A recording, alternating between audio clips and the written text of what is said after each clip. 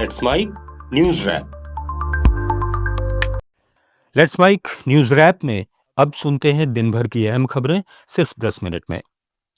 सबसे पहले हेडलाइंस।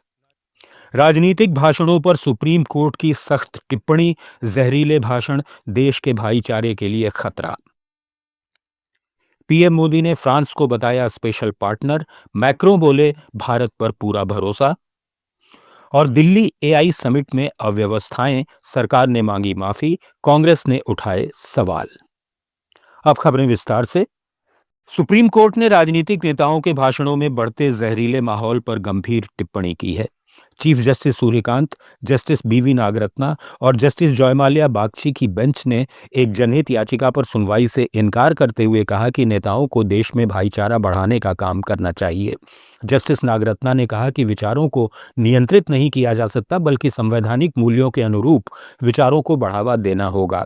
याचिका में वरिष्ठ वकील कपिल सिब्बल ने दलील दी कि कुछ नेताओं के भाषण भाईचारे और संवैधानिक मूल्यों को प्रभावित कर रहे हैं। मीडिया और नेताओं के लिए गाइडलाइंस बननी चाहिए। कोर्ट ने याचिका को चुनिंदा व्यक्तियों को निशाना बनाने वाली बताते हुए इसे वापस लेने और नई निष्पक्ष याचिका दाखिल करने की सलाह दी, जिसमें राजनीतिक दलों के उल्लंघन का स्पष्ट जिक्र हो। कोर्ट ने यह भी कहा कि हेट स्पीच पर पहले से कई सिद्धांत मौजूद हैं, लेकिन उनका पालन सुनिश्चित करना राजनीतिक दलों और समाज की जिम्मेदारी है।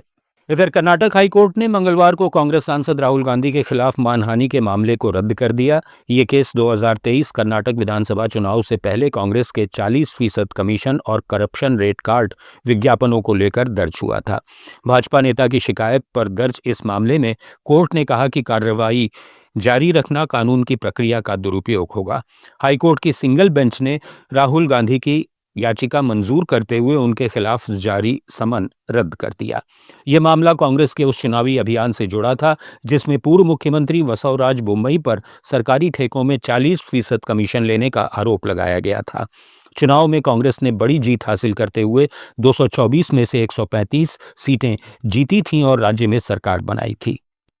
प्रधानमंत्री नरेंद्र मोदी और फ्रांस के राष्ट्रपति इमैनुअल मैक्रों ने मुंबई में जॉइंट प्रेस कॉन्फ्रेंस की। पीएम मोदी ने कहा कि मैक्रों का स्वागत कर मुझे बहुत खुशी हो रही है और भारत फ्रांस रिश्तों को नई ऊंचाइयों तक पहुंचाने के लिए दोनों देश लगातार काम कर रहे हैं। उन्होंने आज H-125 हेलीकॉप्टर की फाइनल असेंबली का उद्घाटन किया, जो माउंट एवरेस्ट तक उड़ने वाला एकमात्र हेलीकॉप्टर भारत में तैयार करेगा। पीएम मोदी ने कहा कि भारत फ्रांस साझेदारी सिर्फ रणनीतिक नहीं है, बल्कि स्थिरता और वैश्विक प्रगति की साझेदारी भी है। 2026 भारत और यूरोप के संबंधों में एक महत्वपूर्ण मोड़ है और हाल में यूरोपीय संघ के साथ हुआ बड़ा ट्रेड डील फ्रांस के साथ संबंधों को और मजबूत करेगा।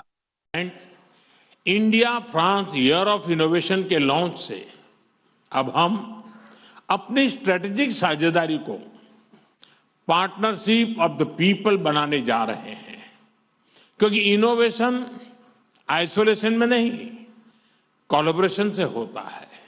इसलिए India France year of innovation में हमारा लक्ष्य लोगों के बीच संपर्क को मजबूत करने का है।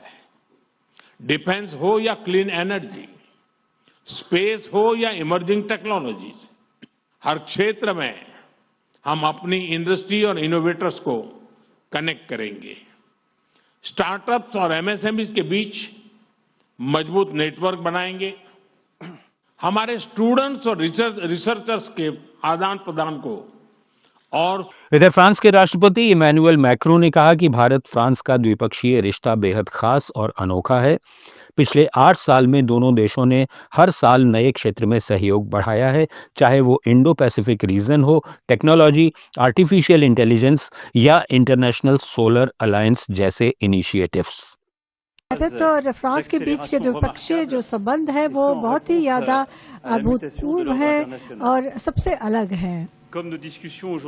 जैसे कि हमारी आज की बातचीत हुई थी और जो हम आगे भी करते रहेंगे आज पूरे दिन में, जो ये रिश्ते हैं, जो ये संबंध है, उनमें भरोसा है, खुलापन है, महत्वाकांक्षा है। और हमने ये भी आज निर्णय लिया है कि हम इस साझेदारी को एक विशेष स्ट्रेटेजिक साझेदारी में बदलेंगे। दिल्ली के भारत मंडपम में चल रहे इंडिया एआई इम्पैक्ट समिट के पहले दिन हुई अव्यवस्थाओं पर केंद्र सरकार ने माफी मांगी है। केंद्रीय आईटी मंत्री अश्विनी वैष्णव ने कहा कि पहले दिन उम्मीद से ज्यादा करीब 70,000 लोग समिट में पहुंचे, जिस वजह से एंट्री पॉइंट्स पर लंबी कतारें लगी और स्टार्टअप फाउंडर्स, टेक एक्सपर्ट्स और विदेशी डेलीगेट्स को घंटों इंतजार करना पड़ा। उन्होंने बताया कि अब व्यवस्थाएं बेहतर कर दी गई हैं और रियल टाइम मॉनिटरिंग के लिए 24 घंटे काम करने वाला वॉर रूम बनाया गया है। वहीं कुछ स्टार्टअप्स ने सुरक्षा जांच के दौरान स्टॉल से बाहर किए जाने और एआई बियरेबल्स चोरी होने के आरोप लगाए हैं, जबकि खराब वाईफाई नेटवर्क और रजिस्ट्रेशन दिक्कतों पर भी सवाल उठे हैं। समिट में कथित अव्यवस्था और मिसमैनेजमेंट को लेकर कांग्रेस ने प्रधानमंत्री नरेंद्र मोदी पर निशाना साधा है। कांग्रेस ने सोशल मीडिया पर आरोप लगाया कि समिट के पहले दिन पीएम के आने के कारण मुख्य हॉल खाली कराया गया, एग्जिबिटर्स को उनके पेड स्टॉल्स से हटाया गया, सिक्योरिटी खामियों से कई प्रोडक्ट्स चोरी हुए, इंटरनेट नहीं चलने से डेमो विफल रहे और एंट्री के लिए घंटों लाइन लगानी पड़ी। कांग्रेस प्रवक्ता सुप्रिया श्रीनेत ने कहा कि लैपटॉप, बैग, कैमरा और पानी की बोतलें प्रतिबंधित थीं, जबकि पेमेंट सिर्फ कैश में स्वीकार किया गया। भारत में एआई सेक्टर में निवेश की रफ्तार तेज हो रही है। दिल्ली में इंडिया एआई इम्पैक्ट समिट में केंद्रीय आईटी मंत्री अश्विनी वैष्णव ने कहा कि अगले 2 साल में एआई और डीप टेक क्षेत्र में $200 अरब से अधिक का निवेश आने की उम्मीद है। उन्होंने एआई का यूपीआई नाम से एक भरोसेमंद ओपन प्लेटफॉर्म विकसित करने की योजना का ऐलान किया, जो डेवलपर्स और कंपनियों को एआई समाधान बनाने में सक्षम बनाएगा। वैष्णव ने एआई स्टैक की 5 layers, infrastructure, compute, data, model और एप्लीकेशन में निवेश की संभावनाओं पर जोर दिया। वहीं नीति आयोग के पूर्व सीईओ अमिताभ कांत ने कहा कि भारत ग्लोबल एआई मॉडल्स जैसे चैट जीपीटी को अमेरिका से 33% अधिक डेटा उपलब्ध करा रहा है। बड़ी टेक कंपनियां ग्लोबल साउथ, विशेषकर भारत के डेटा का उपयोग अपने लार्ज लैंग्वेज मॉडल्स को ट्रेन करने में कर रही हैं, लेकिन विकासशील देशों को इससे लाभ नहीं मिल रहा।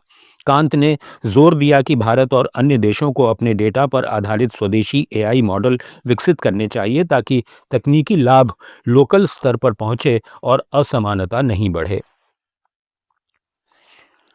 छत्तीसगढ़ के सुकमा जिले में नक्सलवाद के खिलाफ अभियान को बड़ी सफलता मिली है। सुरक्षा बलों के सामने 22 माओवादी कैडरों ने हथियार डाल दिए, जिनमें एक महिला नक्सली भी है। अतिरिक्त पुलिस अधीक्षक रोहित शाह और सीआरपीएफ के वरिष्ठ अधिकारियों की मौजूदगी में ये समर्पण शांतिपूर्ण तरीके से हुआ। प्रशासन के अनुसार सरकार की पुनर्वास नीति, बेहतर जीवन की संभावनाओं और क्षेत्र में चल रहे विकास कार्यों से प्रभावित होकर इन नक्सलियों ने हिंसा का रास्ता छोड़कर मुख्य धारा में लौटने का फैसला किया है।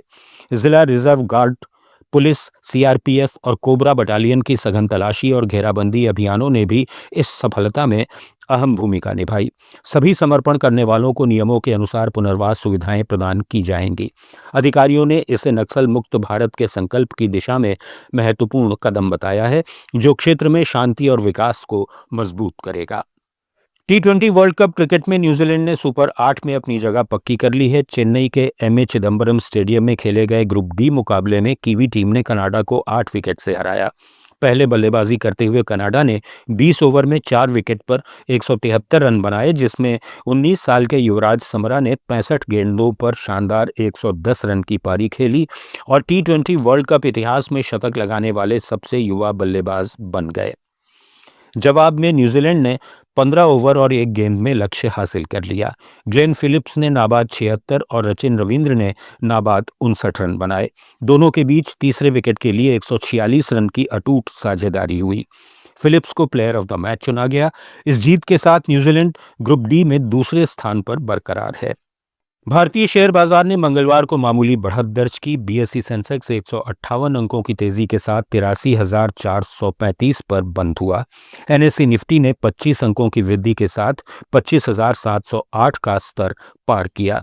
आईटी क्षेत्र में शेयरों की मजबूती दिखी, जिसमें इन्फोसिस और टीसीएस जैसे स्टॉक्स प्रमुख गेनर्स रहे, लेकिन बैंकिंग और एफएमसीजी सेक्टरों में दबाव बना रहा। वैश्विक बाजारों से मिश्रित संकेत मिले, जहां अमेरिकी बाजारों की कमजोरी के बावजूद एशियाई बाजारों में सुधार ने समर्थन दिया, जबकि एफआईआई ने नेट बिकवाली जारी रखी। आप सुन रहे थे let's mind more than radio. Follow कीजिए हमें हमारे सोशल मीडिया प्लेटफॉर्म्स पर।